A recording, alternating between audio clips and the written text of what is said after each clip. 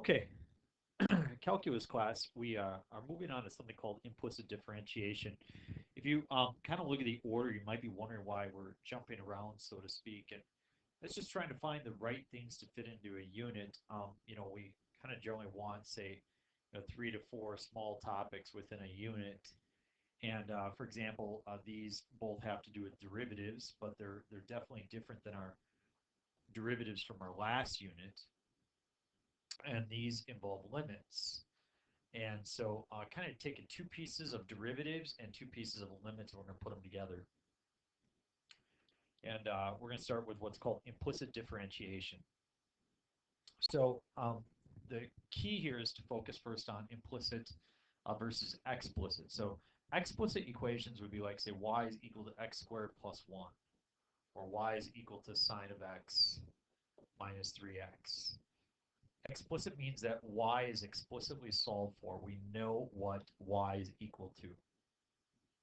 Implicit equations would be, say, x squared plus y squared is equal to 9. You all remember that that's the graph of a circle with a radius of 3, centered at 0, 0. Another example of an implicit equation would be, say, y is equal to sine of xy.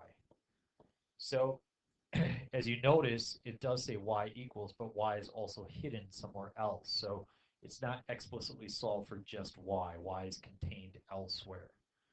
And I know that looks ridiculous, but that is the way it goes sometimes. Or say 4 is equal to xy.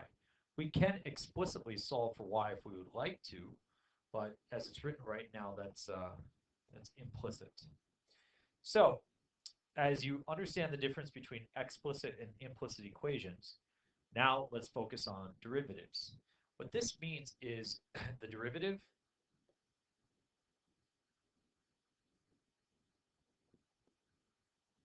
of function f, so it names the function with respect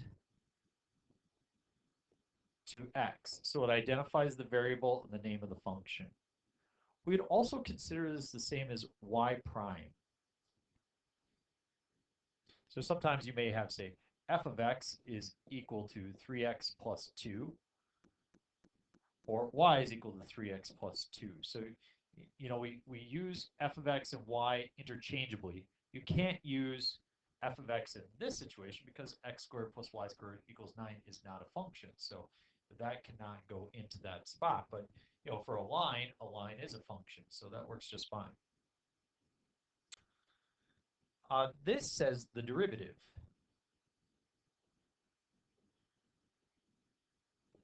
with respect to x, whereas this says the derivative of y with respect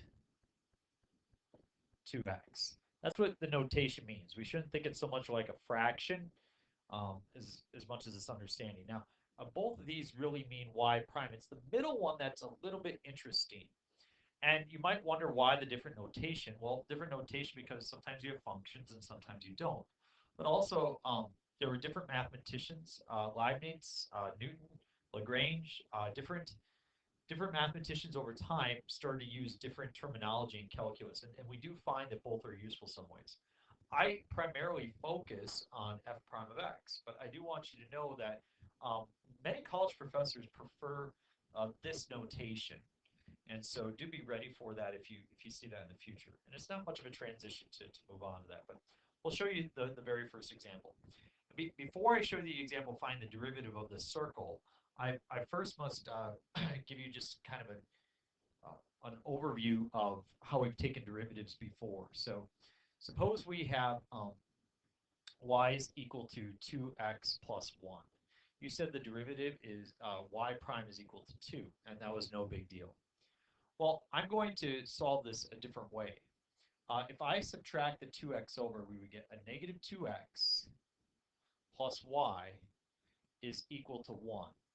So if you think about taking that derivative right now, understand what's happening here, okay?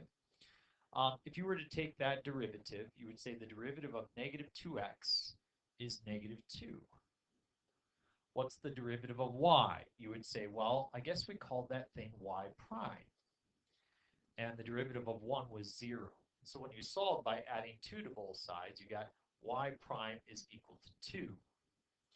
Now, I'm just going to change it just a little bit to kind of get you guessing. I hope you're thinking about this y prime right here, why it just showed up.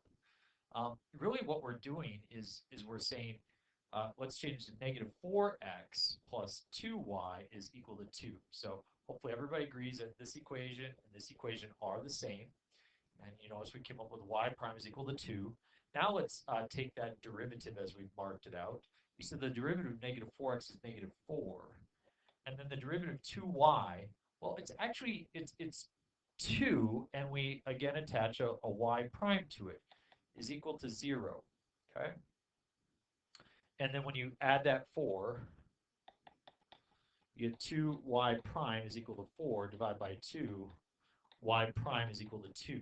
So it turns out that whenever we take the derivative, say back in this situation again, take the derivative of y, you get 1, but you attach this y prime thing to it. And we've never really talked about why that happens, because it really hasn't been important up until now. But now we're going to show you why that exists. This is my best example. And I want to be clear, you don't have to understand all these workings, but it does help a little bit to see what's going on. Find the derivative of the circle x squared plus y squared is equal to 36 using implicit differentiation. So I'm going to use this slightly different notation. X squared plus y squared is equal to 36. And I'm going to take the derivative with respect to x. The derivative with respect to x. The derivative with respect to x. Now, we need to understand is that in this situation, you're taking the derivative of something that involves x. So x squared is our variable. And so you have the derivative of x with respect to x. Okay? What is the derivative of x squared? It is 2x. Notice how this exponent gets reduced by 1. It's almost like it gets absorbed up there. And in this case, plus, now this, you're taking the derivative of y with respect to x. The derivative of y squared is, we'll say 2y. And the derivative of 36 with respect to x, well, the derivative constant is 0. Now, look at what you have here. Dx over dx, derivative of x with respect to x is 1. So this disappears. This is gone. So you have that 2x.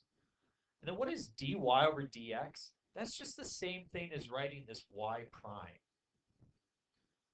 Y prime times 2y is equal to 0. So if we want to find the derivative results in y prime. We can solve for that. We just subtract 2x. We get y prime is equal to, y prime times 2y is equal to negative 2x. Divide both sides by 2y, and we get y prime is equal to negative x over y. So y prime is equal to negative x over y. Now, I want you to focus again on this piece right here. X squared plus y squared is equal to 36, and our derivative.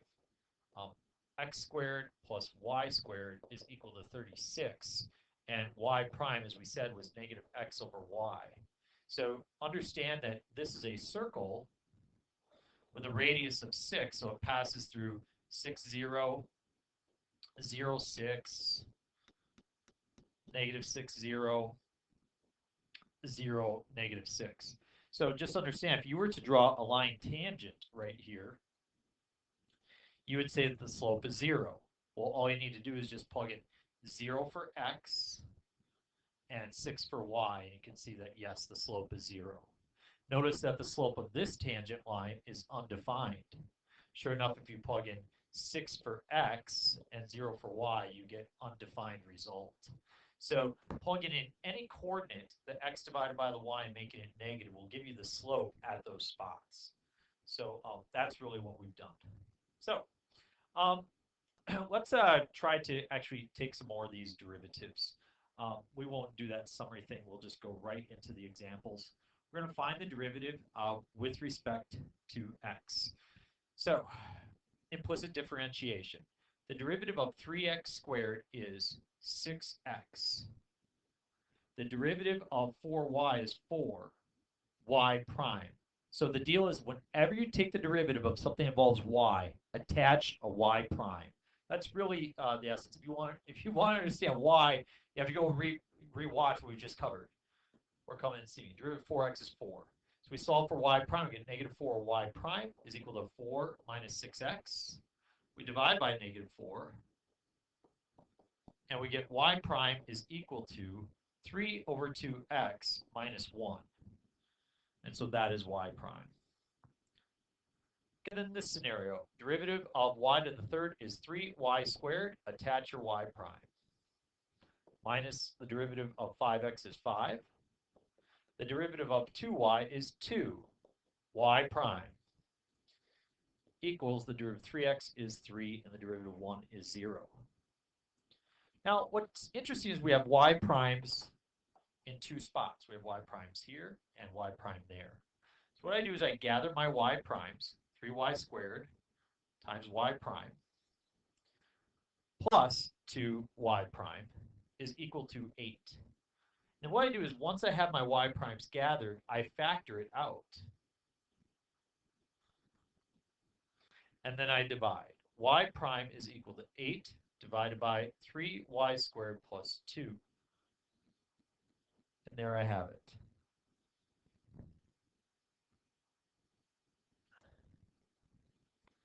In this situation, the derivative of x is 1. Derivative of 2y squared is 4y, y prime, equals the derivative of 3x to the third is 9x squared. And the derivative of 4y to the fourth is 16y cubed, y prime. Again, we're going to gather all the y primes on one side. So 4y, y prime, minus 16y cubed, y prime. And then over on the other side, we will gather 9x squared and minus 1. We're going to go ahead and factor out a y prime. We'll have to 4y minus 16y cubed is equal to 9x squared minus 1. We will divide, and we will get y prime is equal to 9x squared minus 1 over 4y minus 16y cubed. 13 minutes on the video, not too bad. This is normally a little bit longer of a lesson.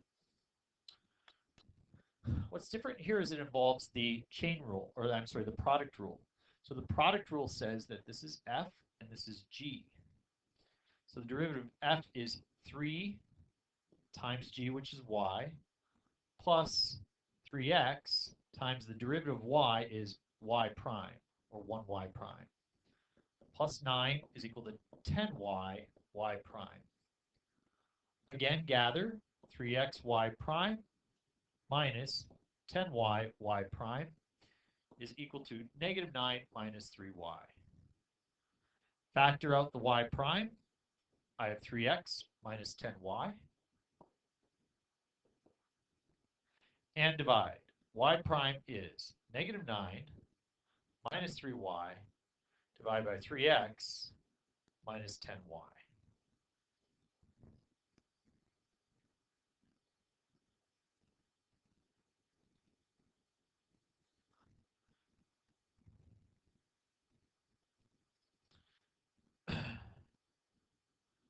Okay, write an equation for a line tangent to the curve at the given point. In order to write an equation for a line, we need to determine the slope, and we need to determine a point. The point is negative 7, negative 24. To determine the slope, we need the derivative. The derivative, I use implicit differentiation. 2x plus 2y, y prime, is equal to 0. 2y, y prime is equal to negative 2x. divide by 2y, y prime is negative x over y. So we take the negative 7, we dump it in here, and we get 7. We take the negative 24, and we dump it in here, we get negative 24. So negative 24 over 7. Now that we have that, we can write our equation. Y plus 24 is equal to negative 24 over 7 times x plus 7. So y plus 24 is equal to negative 24 over 7 x minus 24.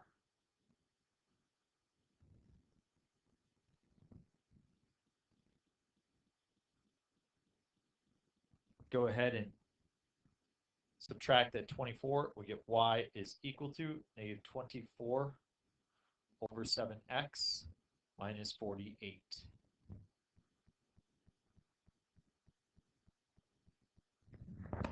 Okay, so I just pressed pause. That didn't seem right at all. And sure enough, I graphed the function and the line, and you can see that they are not tangent.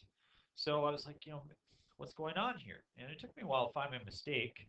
Sometimes the mistakes are very simple, and you guys caught it. You saw that here the slope was, 7 and 7 over negative 24, and I wrote as negative 24 over 7. So that's a really silly mistake there. Sorry about that. But I always know how to check your answers. And I knew something was wrong. I checked it, and I saw it was wrong, so I decided to make a mistake. Look at that. I still wrote it that way again. Oh, boy, it's been a long day. I want to put the negative on top. That's what's messing me up, is that, yeah, too many different classes together. So x plus 7.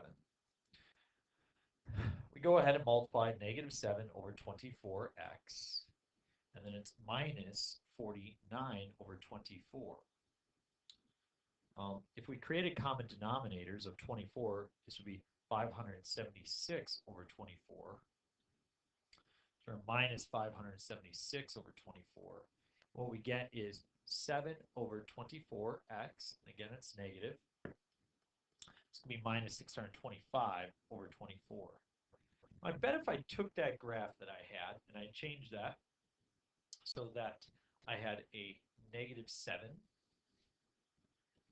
divided by 24 x, and then minus 625 divided by 24, I bet that the lines would be tangent now. The graph and the line would be tangent at this point. And sure enough, you can see how nicely that touches. Now I know I've done it correctly.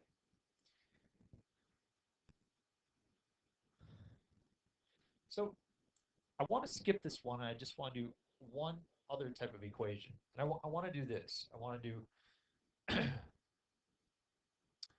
x plus y is equal to 2 sine of xy. And I would just like to find the derivative. I'd like to find y prime. And you can see it starts off easy because the derivative of x is 1. And the derivative of y is y prime. But in this situation, I have x and y on the inside. This is going to require the use of the chain rule, which you're now very familiar with. I have 2 sine of u. That's nice and easy. And I have xy.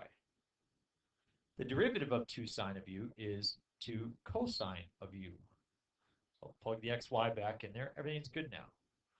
But this requires the use of the product rule.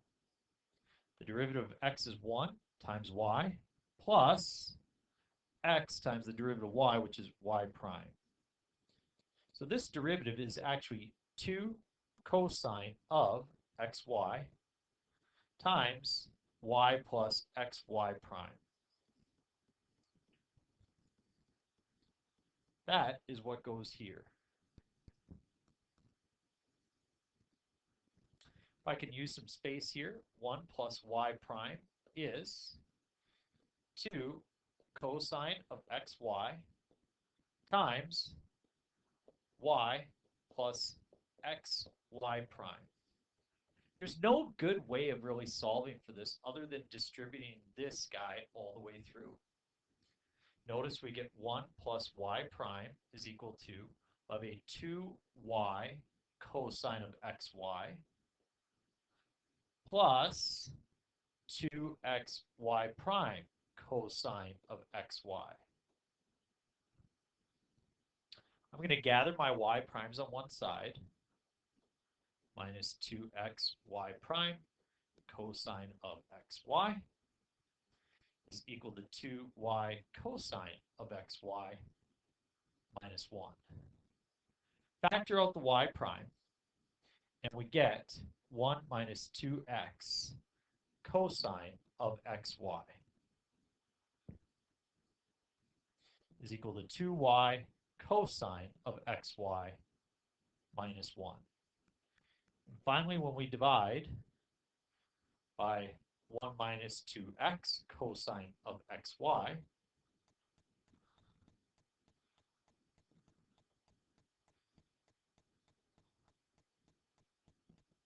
you can see that this becomes your derivative. That's equal to your y prime. That's a little bit more challenging. I hadn't done one that involved the chain rule, and I regretted that as I looked at it. But there you go, about a 21-minute video. Falls within your time frame. Good luck. As you can see, the problems are very easy, and they start to get just a little bit more challenging. Yeah, let's figure out your questions together. So get started on that worksheet.